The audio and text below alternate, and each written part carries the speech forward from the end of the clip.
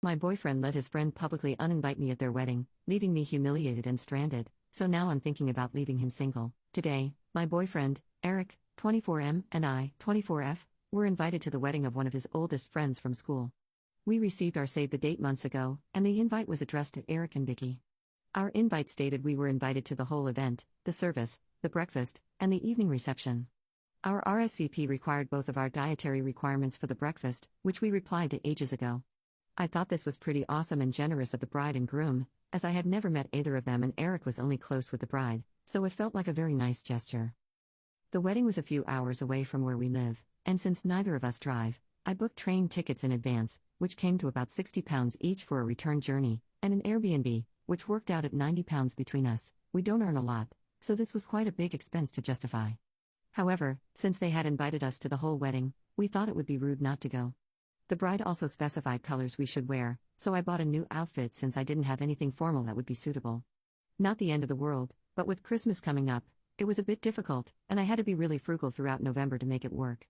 The total spend was probably double what I would typically spend monthly on fun stuff like going out for dinner or drinks or buying new clothes. We arrived at the service, and it was beautiful, the bride looked lovely, and it was very emotional. I get nervous at weddings, so I hadn't eaten beforehand, figuring the 4-course breakfast would fill me up nicely.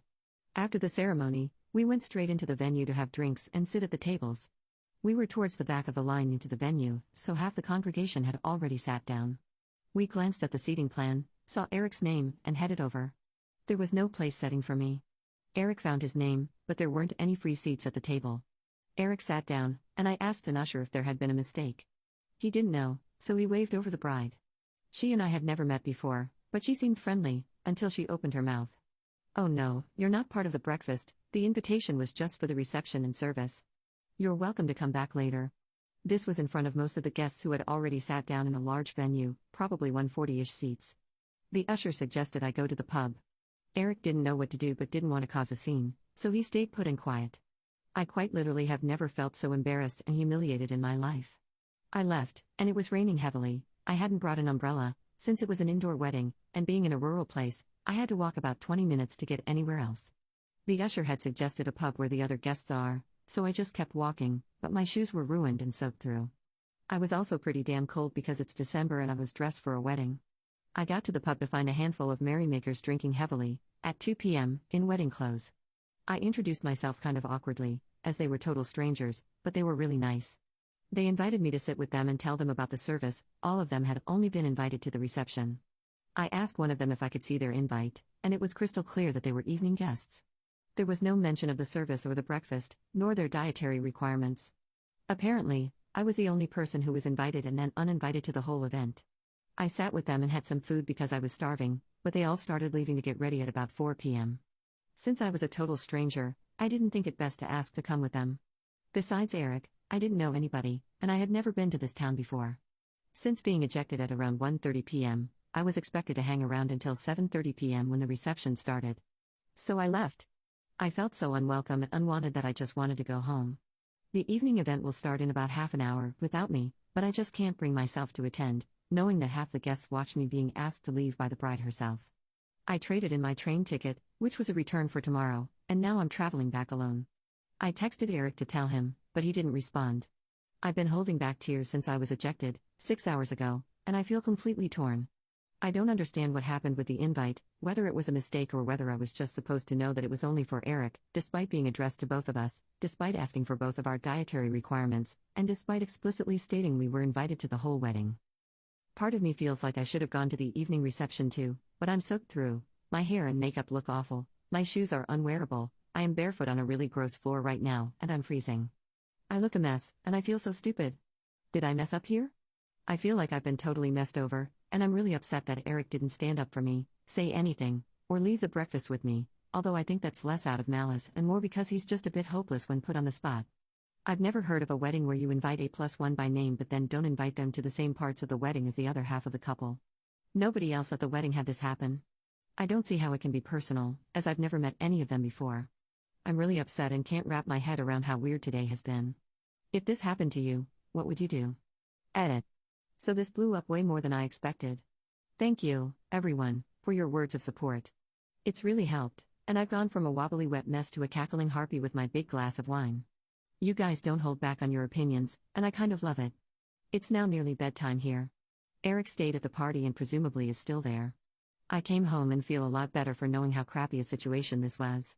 Karma's a B word, and when they go low, we go high, so I'm going to go to bed, sleep on it, and think about next steps in the morning. A lot of people think I should dump Eric. That had never crossed my mind. I was mostly pissed off with the bride and the maid of honor, who may have been involved too, I don't know. Eric will be coming home sometime tomorrow, and we're going to talk. I want to hear his piece because he's been drinking since lunchtime. He might just be a dum-dum rather than a full-blown jerk. Either way, no wine-fueled sudden decisions right now. I will try to come back and update as and when anything else happens. Thanks, everyone. Update 10 days later. I hadn't expected such a big reaction to my first post, and I just want to say thank you to everyone who gave advice and was supportive. I was feeling really down when I initially posted, but after an hour of drinking wine and reading your comments, I felt a lot more sane and calm. I wanted to clarify a few things that people were confused about or that weren't clear in my first post. I'm in the UK, and our weddings are different from how weddings are held in the US. Traditionally, there is a ceremony, the wedding breakfast, which is a sit-down 3-course meal. Although it's called breakfast, it usually takes place in the afternoon, followed by speeches, and then an evening reception, which is like a disco.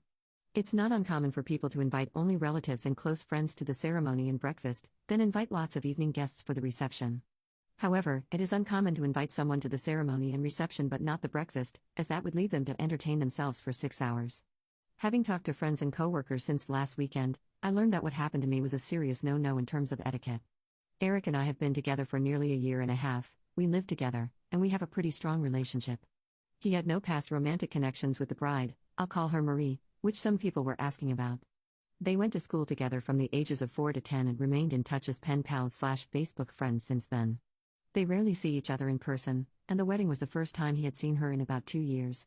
There was zero phone signal at the venue.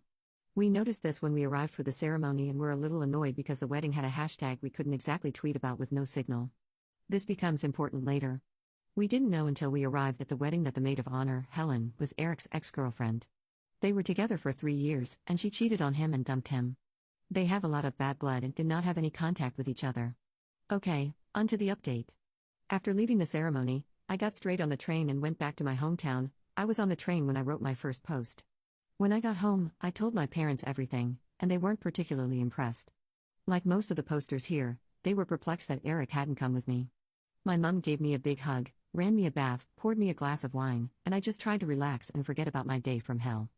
I still hadn't heard from Eric, but I texted him to let him know I was home safe and would see him tomorrow. Eric texted me back at about 9 p.m., asking me what I meant by home or the Airbnb we had booked near the venue. I clarified, and he said, okay, I'll see you tomorrow. Love you so much, X. I didn't really know what to make of it since the whole day had just been such a massive mess, so I finished my wine, watched a Disney movie, and went to bed. The next morning, since I still hadn't really heard from Eric, I assumed he would be getting in around midday, so I got up early and started wrapping Christmas presents. At 8 a.m., I heard a key in the door and, lo and behold, it was Eric, still in his creased suit, with red eyes and looking like death. He wasn't really making sense, so I made him have a shower and warm up, made coffee, and decided to talk once he was looking human again. We sat down together and pieced together his side of the story.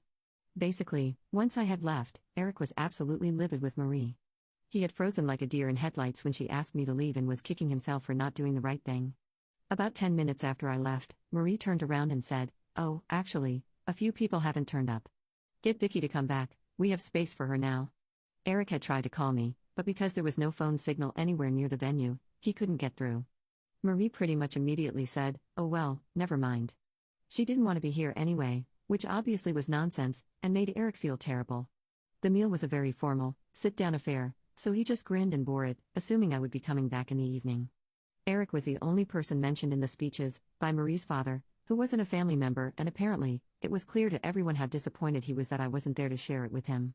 When I texted him at about 6 p.m. to let him know I was going home, he never received it. He was only able to text me at 9 p.m. by hiking down the road for 5 minutes to find a signal.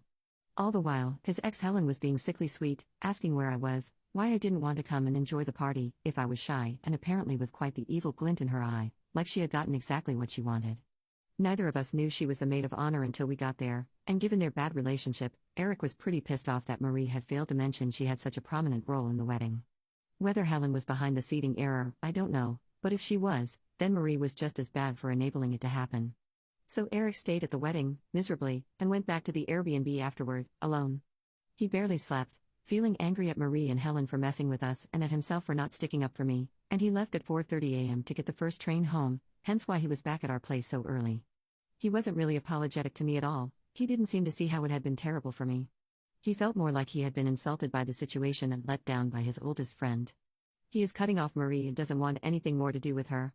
So, yeah, that was Eric's take on the whole thing. To be honest, I was pretty upset that, in all of this, he hadn't really considered how I felt or what it had been like for me, getting thrown out of the wedding. While what he had gone through was pretty awful, he had at least been warm, dry, and well-fed. The indignity of your girlfriend being removed from an event you're attending isn't really as bad as being the girlfriend, getting soaked in the rain, feeling humiliated, and all the rest. So we talked, and I laid out why I wasn't okay with what had happened and why his reaction wasn't okay. He can be a bit clueless sometimes, and this feels like one of those times. He didn't step up to the plate, he just let the world wash over him and acted as a bystander. I'm still hurt by his actions, and he still hasn't really apologized properly. I don't know if he understands that he did wrong too. But this isn't a deal breaker for me. It's a heavy straw on the camel's back, but the camel is still standing. We have a really lovely Christmas coming up, and after a long autumn of working hard, all I want is to go back to the happy place we were in before this mess. Honestly, I don't want to think about it. So, I know a lot of you guys are going to drag me over hot coals for this one, but we're still together. I'm not going to break up with him over this, but it's a big dark mark on his record. As far as I'm concerned, he needs to get a lot of extra credit to get a pass this year, to use a terrible analogy, and I expect him to step up and really try to do better from now on. It's not really an ultimatum, but I'm willing to put this behind us if he can prove to me that he's invested and trying harder in this relationship from now on. If he doesn't, then I won't be sticking around. I love him a lot, but he needs to have my back and be empathetic to what I'm going through. I'm sorry this wasn't the victorious breakup update so many of you wanted, but I want a nice, happy Christmas together. I'm not ruling out breaking up if things don't improve, but I want to give him another chance to prove this relationship is worth it. Editor's note. Op made a post about a different relationship 3 years later, so it's safe to say that the relationship with Eric did not last.